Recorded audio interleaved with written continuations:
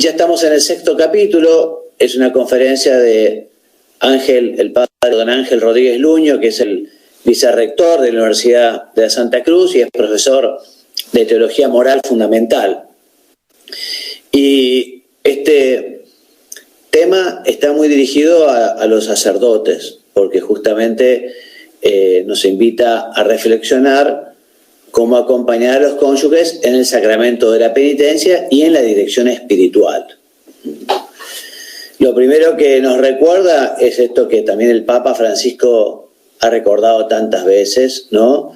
Y nos ha pedido una especial paternidad a los sacerdotes, una especial paternidad a los confesores para recibir con amabilidad, con cariño, con paciencia a las personas. El Papa decía de un modo también más o menos gracioso que la confesión no es ir a la sala de torturas, ¿no? Evidentemente. Todos esperan que se los acoja, se los reciba con delicadeza, con benevolencia, y por eso dice el texto: dureza, frialdad, prisa, pesimismo o ánimo cansino no se compaginan con la paternidad espiritual propia del confesor.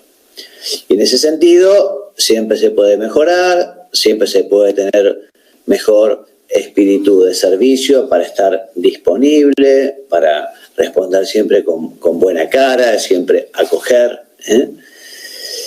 Evidentemente, el sacerdote tiene que ser muy cauteloso a la hora de dar un consejo, sobre todo cuando se encuentra con temas conyugales, de marido y esposa, porque cuando hay problemas, y no siempre es posible, hay que escuchar a las dos campanas, ¿no? Cuando uno tiene una sola versión y es difícil hacerse cargo realmente de qué es lo que sucede, ¿no?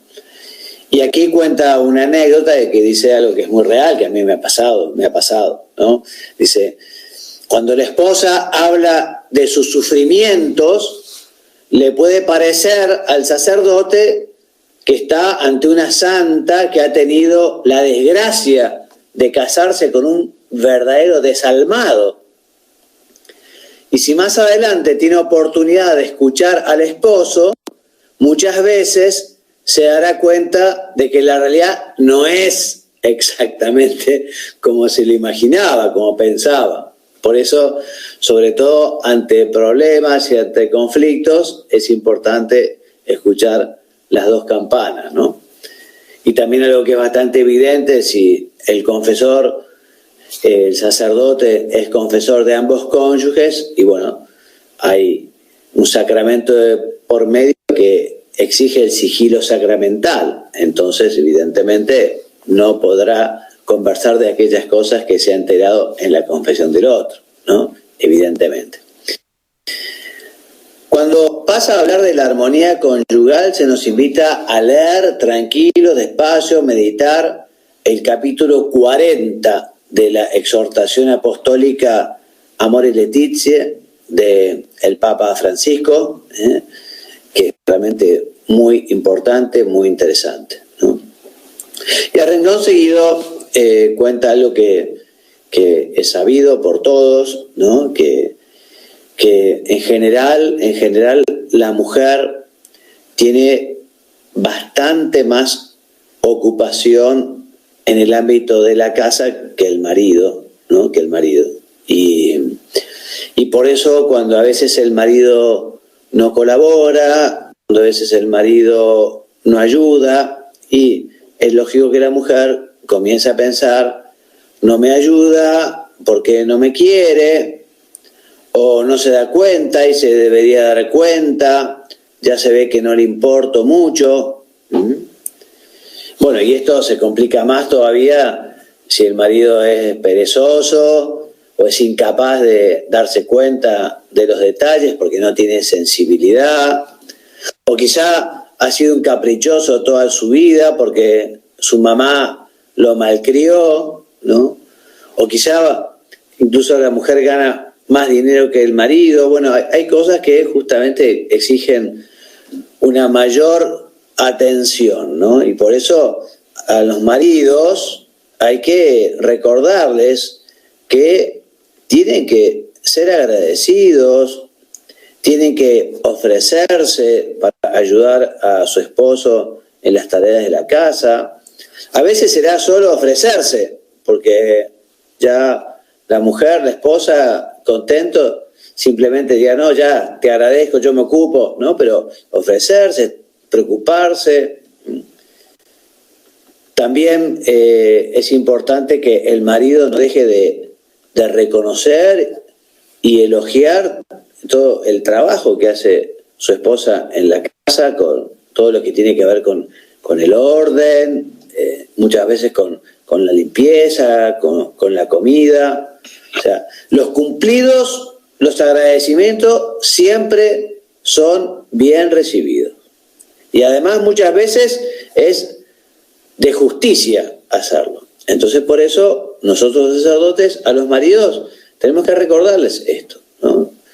Y que no digan, no, pero eso se da por supuesto. No, si se da por supuesto, sí, pero hay que decir lo mucho que se la valora, lo mucho que se le agradece.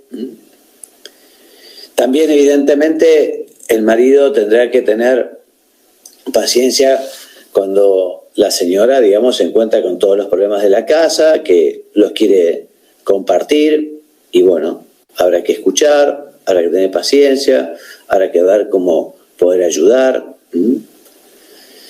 También, por otro lado, a la esposa será bueno decirle que, bueno, ella no es la conciencia del marido en el sentido de que tiene que estar recordándole continuamente que tiene esos defectos o que es perezoso, que no ayudan. Las esposas no son la conciencia moral del esposo. No pueden estar siempre recriminándoles su desorden o lo que sea. Aunque a veces tengan razón, habrá que encontrar la manera de hacerlo de un modo prudente y que además sume y ayude, porque si se hace con violencia, si se hace a destiempo, si se hace imprudentemente, genera un rechazo y no una invitación a mejorar. También a las mujeres habrá que ayudarlas a, como a veces están especialmente sensibles, a que se den cuenta de que tienen una hipersensibilidad con algunos temas y que a veces los agrandan un poco o a veces se obsesionan, ¿no? Entonces hay que a veces bajarlas un poco a tierra, que las cosas no son ni tan graves ni tan difíciles. Recordarles que, bueno, defectos tenemos todos, hay que decírselo tanto a la esposa como al esposo. No existen personas sin defectos y a las personas hay que verlas con los defectos y cada uno evidentemente luchará para ir superando esos defectos y los cónyuges también colaborarán o ayudarán a que esa persona vaya teniendo éxitos en esta materia, ¿no? Evidentemente es importante y ayuda mucho la piedad de los dos, la vida de oración, tanto la piedad individual, personal, cada uno por su cuenta, como también tener actos de piedad en familia, como rezar el rosario, ir a misa, ir a hacer alguna visita al Santísimo o alguna imagen de la Virgen, ¿no? Y algo también que se recomienda en este texto es procurar adaptarse a los gustos y a las preferencias del otro, porque es normal que no se tengan los mismos gustos. Entonces, bueno, muchas veces justamente ese espíritu de sacrificio llevará a que uno, o sea, vea la novela que le encanta tanto a la mujer y a uno quizá no le guste, quizá la esposa se acerca un día a acompañarnos a ver el partido. Bien. También dice el siguiente ejemplo, dice, el marido pasa casi toda la semana fuera de la casa y espera el fin de semana para poder sentarse en el sillón, leer un libro. Y a veces la esposa, en cambio, se pasa buena parte de la semana y está esperando justamente el fin de semana para salir, para hacer unas compras, para ventilarse un poco. Y bueno, acá evidentemente cada uno buscará justamente comprender al otro, ayudar al otro y ceder y es parte de esa donación, de esa generosidad, que además después siempre es fuente de alegría. Otro tema que a veces puede complicar un poco la vida de familia es el tema del trato con la familia del cónyuge, ¿no?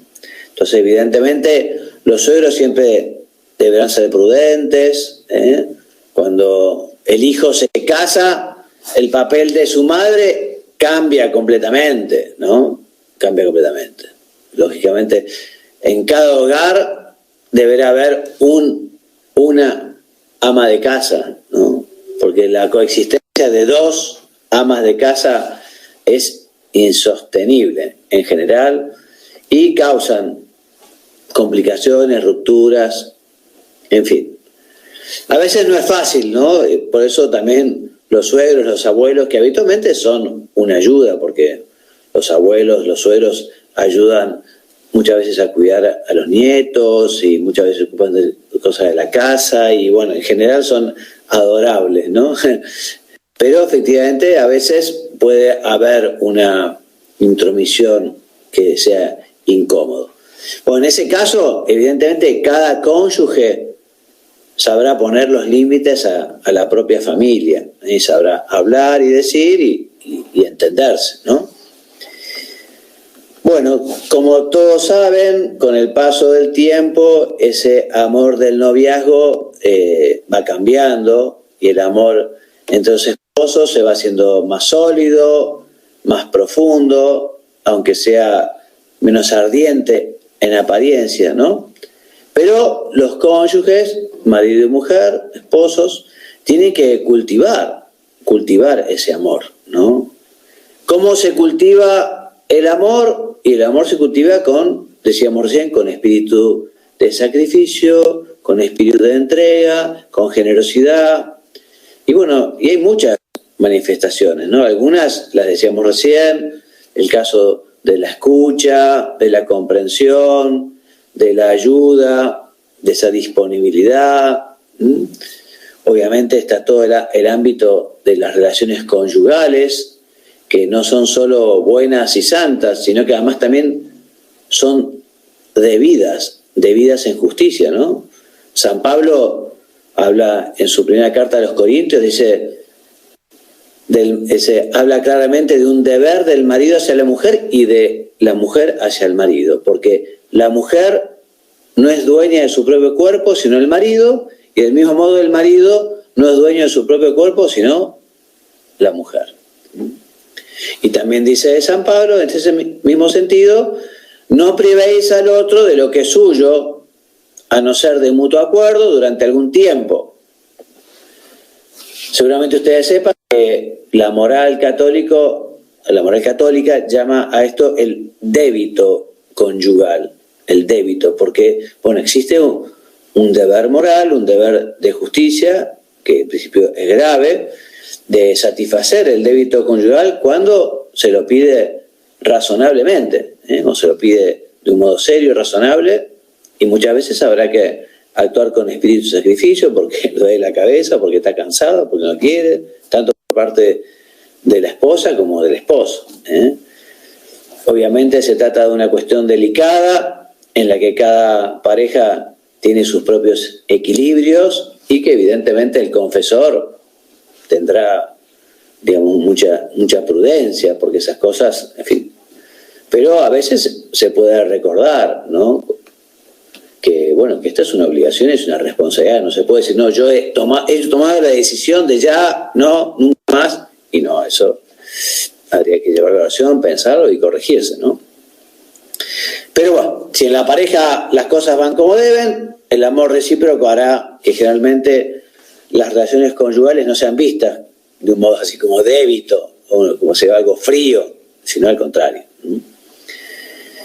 Si hay algo que debe ser libre es el amor, pero bueno, a la vez cuando contrajeron matrimonio los esposos se obligaron a amarse recíprocamente.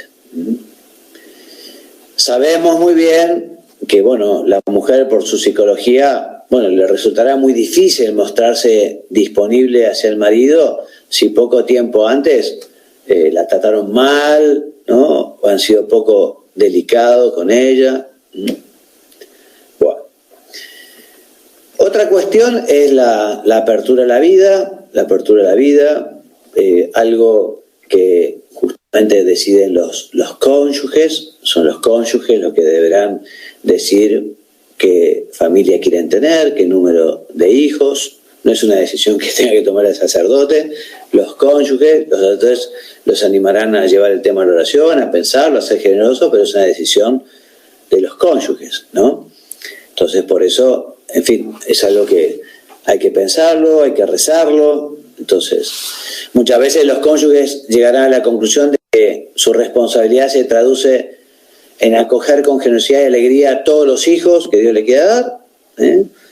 Y en ese sentido, el Concilio Vaticano II considera dignos de mención a los cónyuges que de común acuerdo aceptan con magnanimidad, dice el Concilio, una prole más numerosa para educarla dignamente. Y otras veces, por razones importantes, de naturaleza física, social, económica, bueno, a veces aconsejarán posponer la llegada de los hijos, ¿no?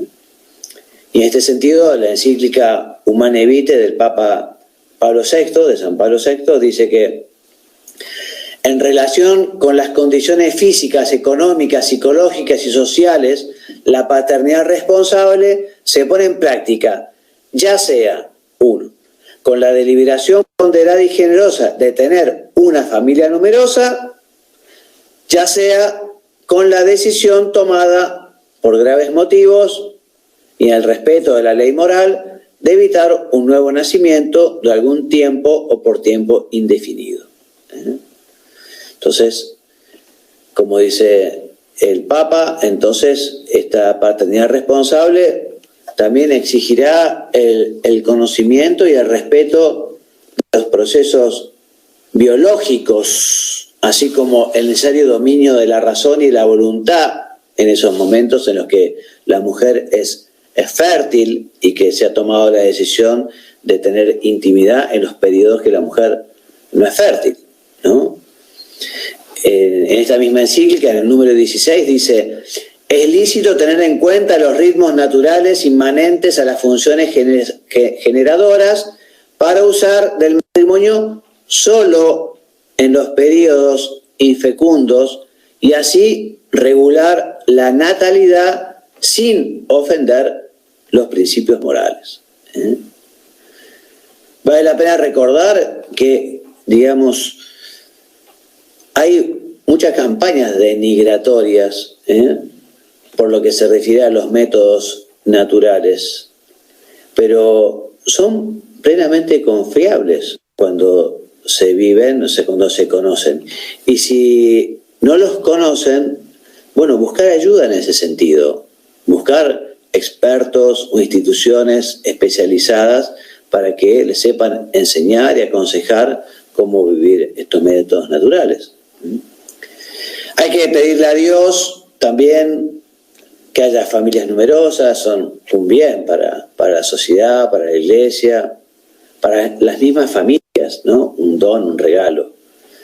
Pero, repetimos, este tipo de decisiones no se imponen y deben madurarse en el diálogo entre los esposos y entre ellos y con Dios, ¿no? El sacerdote, repetimos, iluminará, ayudará, aconsejará, pero los cónyuges son los que decidirán.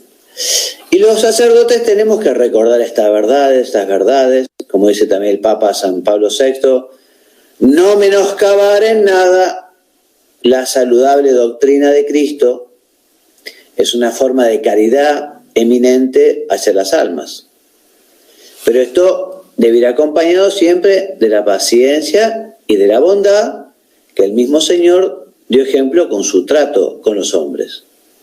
Venido no para juzgar, sino para salvar, Él fue ciertamente intransigente con el mal, pero misericordioso con las personas, que en medio de sus dificultades encuentren siempre los cónyuges en las palabras y en el corazón del sacerdote el eco de la voz y del amor del Redentor. Preciosas las palabras de Pablo VI en su número 29 de la encíclica Humanae Vitae. Bueno, a partir de este momento hay una explicación de temas bastante técnicos para los confesores que después ustedes los pueden leer en el texto, me parece que no los vamos a tratar acá, pero hace referencia al vademecum de los confesores para temas de moral matrimonial, de la sexualidad, ¿no? Así que bueno, eso me parece que vale la pena verlo. Trata algunas situaciones así que ya Pío XI describió muy bien, cuando uno de los cónyuges, por ejemplo, se opone a traer hijos al mundo, qué pasa con el otro cónyuge. Pero bueno, se los dejo para que lo lean y lo piensen y lo mediten, ¿no? Más adelante, y ya terminando un poco con esta conferencia, habla de la educación de los hijos y solo da algunas pocas orientaciones. Ya el próximo capítulo también vamos a seguir hablando del tema, ¿no? Entonces, recuerda que lógicamente a la madre los hijos chicos, los bebés, los hijos pequeños, producen un gran cansancio, ¿no? Y por eso habrá que ser muy comprensivos con las madres que tienen hijos pequeños, ¿no? Ni hablar de los adolescentes cuando pasan por la edad del pavo y están así especialmente densos y están especialmente confrontativos. Y bueno, hay que tener paciencia, hay que esperar y hay que ser comprensivos también con ellos, ¿no? Entonces, los padres tienen que saber que se trata de algo normal, ¿no? Y hay que ser comprensivos y poco a poco a los hijos hay que ir dándoles libertad y especialmente hay que darle las razones, los por qué, ¿no? En ese sentido, los padres tienen que tratar de hacerse también amigos de los hijos, amigos para decirles, para orientarles, para explicarles las razones, ¿eh? Hoy por hoy, digamos, quizás se peca por lo contrario a veces, ¿no? Ser demasiado permisivos, que los padres no quieren saber nada y como hace el avestruz, meten la cabeza en un pozo y no saben los chicos ni con quién salen, ni dónde van, ni qué hacen y no se quieren enterar.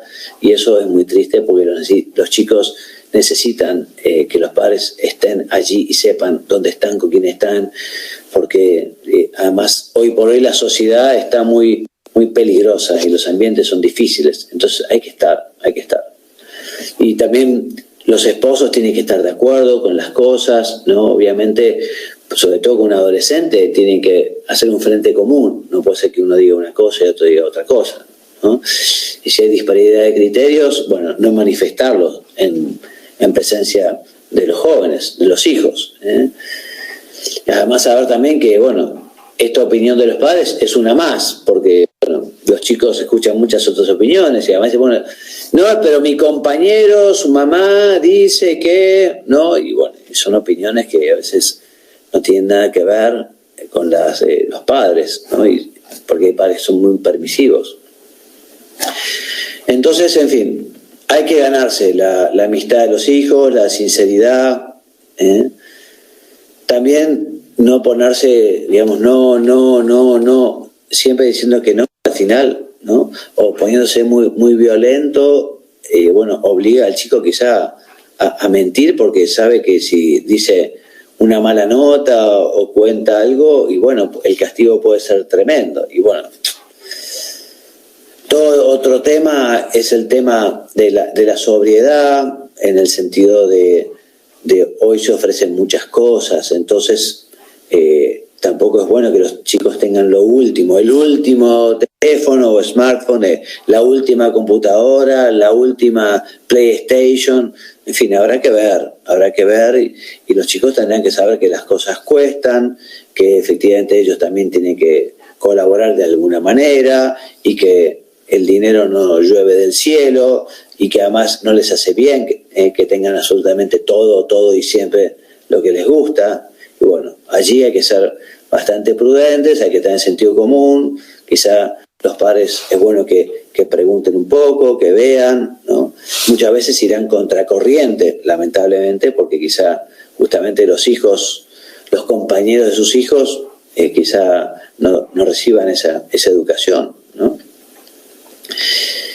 Muy bien, también obviamente un tema para conversar con los hijos importante es toda la cuestión de la afectividad y de la sexualidad, que hay que ir hablando desde chicos, como vayan entendiendo, siempre tratando de adelantarse un poquito. Es bueno que los hijos no se enteren por un compañero, o se enteren por un video, se enteren por la televisión, ¿no? Sino que papá y mamá les enseñarán, ¿no?, cómo vienen los hijos al mundo y cómo esta manifestación de amor es algo bendecido y querido por Dios, muy importante.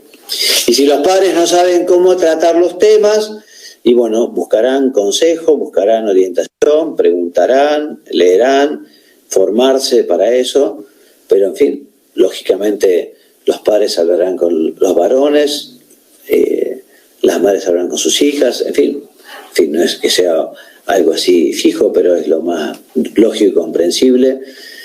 Bien, y para ir terminando, decimos que en los momentos de crisis, ya hablaremos de este tema más adelante específicamente, el sacerdote puede ser un buen apoyo para resolver la crisis. Evidentemente, el sacerdote que quiere realizar una cierta mediación y tendrá que capacitarse también, tendrá que tener sentido común, tendrá que tener tacto, tendrá que saber, ¿no? No es para cualquiera, pero sí quizá pueda orientar, si no lo puede hacer, a personas capacitadas y que tengan este don para la mediación, para la resolución de conflictos, incluso para la capacitación de los cónyuges que a veces no tienen manera, no han sabido, digamos, resolver los problemas o no saben cómo. Yo recientemente, digamos, tengo unos cuantos temas matrimoniales que acompaño, ¿no? Y bueno, hay personas que quizá tienen alguna fobia, por ejemplo, a los problemas y eluden los problemas, huyen los problemas, no afrontan los problemas, y así no se puede funcionar, porque los problemas hay que, como dice el Papa Francisco, los problemas, ¿no?, y los conflictos hay que afrontarlos, hay que padecerlos y hay que solucionarlos para que efectivamente sean un eslabón más en esa cadena de la unidad y del amor. Bueno, y hasta aquí entonces este trabajo de Ángel Rodríguez Luño.